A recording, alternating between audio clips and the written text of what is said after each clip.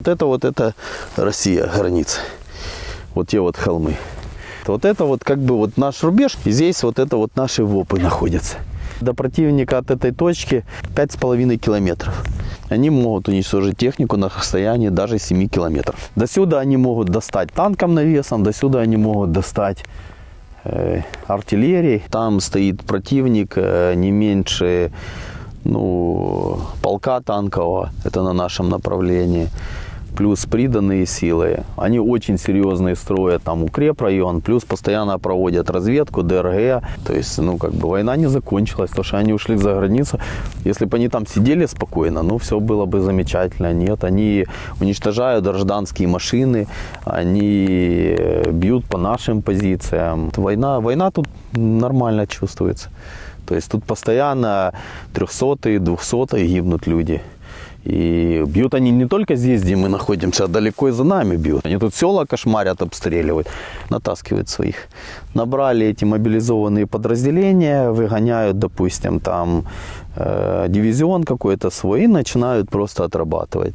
Танкистов своих натаскивают. Они уже поняли, что вот это с кондачка не получится, там так раз с наскока просто зайти или просто. Поэтому они готовятся, очень усиленно готовятся.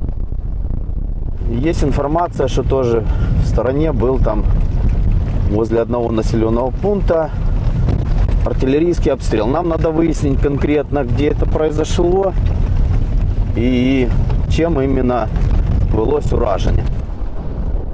Вот тут были прилеты. Вон видим 3-4 свежих прилета. Они били не по этому полю. Их поле мало интересует, а их интересовала дорога. То есть конкретно дорога. То есть они ведут пристрелку дорога, чтобы отрезать пути сообщения, логистику отрезать. У нас впереди находятся вогновые позиции. К вогновым позициям надо осуществлять доставку продуктов, еды, боеприпасов и все. Если они контролируют эту дорогу вогновую, значит фактически они контролируют этот регион. Смотрим, что это такое. Нас интересует увидеть какой-то кусок там стали или там чугуна или хвостовик чего-то. То есть вот в этот район в принципе достает и мина. Но по воронке вот этой большой видно сразу же, что работал град, даже не 152 калибр. То есть нас интересует, где-то сама должна быть болванка града и где-то должны быть осколки. Вот он. Вот это на самом хвостовичке направляющий. Вот они. Вот это вот конкретно это от града. 122 калибр артиллерийский. От него будет яма где-то вот так вот. То есть залезешь в яму примерно, чуть-чуть меньше, чем от этой бы. Самая большая глубокая воронка 152 калибр. Это где-то, человек в яму может стать в полный рост практически. То есть вот полный рост становится, и ширина воронки будет метров 5 где-то. Вот берем, замеряем 5 метров, 152 калибр. Когда мы понимаем, по нам били какое вооружение, мы понимаем, какой противник. То есть минометы есть, значит минометы, птуры есть, птуры. Противника надо понимать, как он нас может убить. Значит, нам надо ему что-то противопоставить. То есть вот здесь били градами. У нас самих градов нету, да, мы территориальная оборона. Значит, мы должны сообщать старшему начальнику, что 82-й миномет, у нас есть 82-й миномет, значит, мы можем уничтожить их расчет. Все очень просто понятно. Если 122 калибр, он может быть не так далеко, тоже мы можем найти где-то, попробовать его уничтожить. Обстрел вел противник, видите. Но это еще раньше было. Уничтожили населенный пункт здесь фактически. Просто развалякали его. Да, просто развалякали населенный пункт. Самое главное орудие — это лопата, укрытие. Самое главное — жизнь спасти. Вот я всем рассказываю. Сидите вы там на ВОПах, да, допустим. У вас там есть блиндажи, укрытия. Ведет по вам огонь противник. Понятно, что у людей бывает начинается паника. И они залишают эти позиции, прячутся где-то в посадке. Посадка их не спасет. Прилетит 120-я мина, осколками проредит всю эту посадку. Все машины, которые их там стоят. И всех людей, которые там поубивают. Если у них уже есть укрепленные позиции, лучше находиться в этих позициях. У них есть блиндажи, окопы.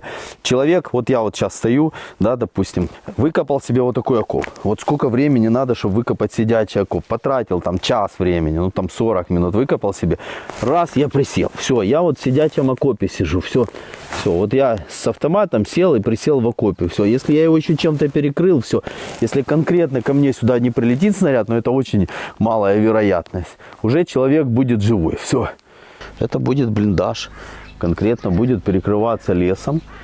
Один слой, потом второй слой лесом, засыпаться землей, туда проводиться связь и все. То есть в случае вогновой атаки противника, той же артиллерийского обстрела, они там занимают позиции, там находятся, все. Ну, чтобы выжили люди. Потому что дома это не вариант. Там даже то, что позалаживали, ну мы же сами знаем, что с ними происходит. Даже если прямо в него прилетит, когда он будет перекрыт лесом двумя слоями, то люди там выживут. Оно даже 120-миллиметровую мину выдерживает. В подразделениях ТРО вообще самый главный, допустим, это командир батальона, ну или там командир бригады. У него есть замы. Есть зам по виховной роботі, ну, грубо говоря, зам з морально-психологічного забезпечення, зараз воно так называется. И есть зам по боевой работе. То есть это конкретно человек, который отвечает за боевую подготовку подразделений. В отделении за боевую подготовку отделения отвечает командир отделения, а в взводе командир взвода. Но организация всего этого дела в батальоне лежит на заступнике командира батальона по боевой подготовке. Там мы постоянно подготовим, ну, проводим подготовку, допустим, людей. Нам же там дают новые виды озброения. Часть людей находится непосредственно на позициях, то есть это спостережные пункты и взводно-опорные пункты, ВОПы по-простому названию. Да. А часть людей находится в резервах. Вот с резервами мы проводим постоянно занятия. Все тут? Раз, два, три, 4, 5, 6, 7. Еще 8 человек. Ну, становись. Командир взвода всегда становится на эту сторону. Потом идет командир отделения. Можете становиться в две шеренги. Ты командир отделения, да, сержант? Ты сегодня приедешь к нам на штаб. Мы сядем, тебе дадим журнал вечерней проверки, список всего. По штату посмотрим, кто у тебя есть. Блокнот, зошит доведенных наказов. И я сяду. Потом я сяду с вами, пообщаюсь. Тут у вас здесь есть время. Во-первых, помыться, побриться, отдохнуть от той обстановки. Вы сейчас как бы находитесь в тылу. Есть баня, есть вода.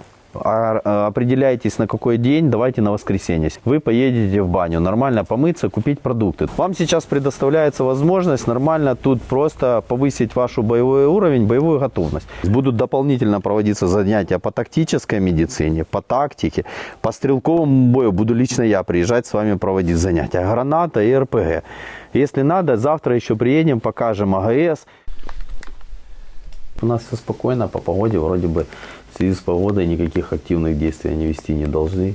Иваныч у нас боевой офицер. В принципе, люди тут нормально. Все позиции держат, все в порядке. Я хотел провести занятия, смотри, по Дашке, по АГСам. АГС-17 и МК сразу, оба АГС. Тоді по 2 чоловіка з взвода я вам направлю, а перший взвод у вас на занятті там знаходиться. Да. Хорошо, будем работать. Ой, хорошо, я сейчас тоже, Александрович, я, наверное... Значит, завтра на 11. Да, трошки это, я 2-4 человека пришлю. Присылайте. Кого хотите, сержантов, кого присылайте, с ними будем проводить занятия. Угу. Еще раз напоминаю, как лежа вы автомат держите. Вот сейчас раз, перевели его все. Почему? Потому что ты перещелкал, у меня сейчас патрон дослан. Все. Ну, вот так вот автомат не ложишь на землю, не держишь. Почему? Здесь прорезь.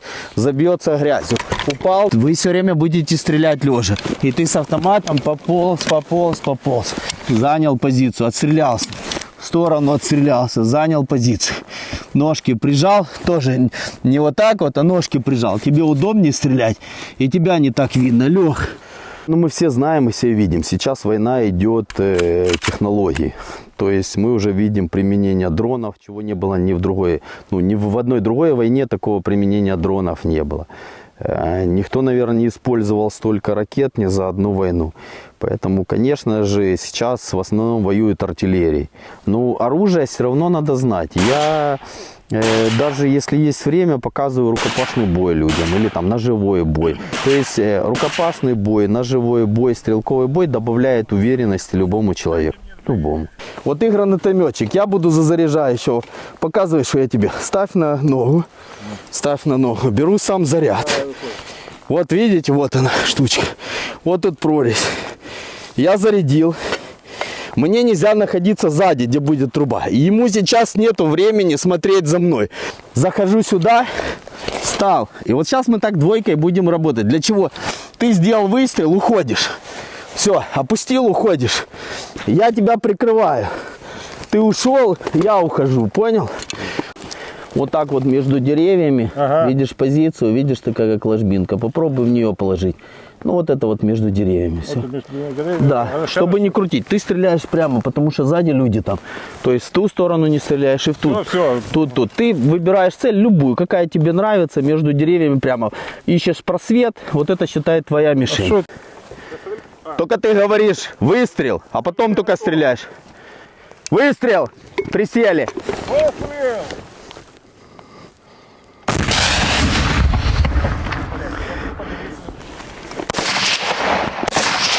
Отходишь. Ну, у нас сложная работа, не все люди были морально и психологически, и фахово, скажем так, готовы к выполнению задач там определенных. Поэтому постоянно надо с людьми заниматься. Даже те, которые выехали, допустим, несут службу на позициях, мы им делаем ротацию, проводим с ними постоянно занятия. Вот сейчас с людьми поработали, допустим, да, там РПГ, поработали гранатой, правильно показали им обращение с оружием. У них с этим появляется чувство уверенности в себе. Вот мы к ним ездим как бы на позиции, они когда там видят нас, допустим, командиров, они понимают, что их там никто не бросил, да, и что с ними постоянно занимаются. И вот у людей совсем по-другому, у них уже настрой, они потом просятся, говорят, уже хотим на выполнение той или иной боевой задачи, то есть хотим. Их еще надо, и бывает некоторых там разведку, там, или есть у нас такие ребята, ну, которые уже обстреляны, их еще и надо придерживать, потому что они говорят, там мы хотим куда-то, ты им говоришь, не, подождите, ну, надо определенные там силы, засобы. Поэтому, ну, когда с людьми занимаешься, оно дает свою отдачу.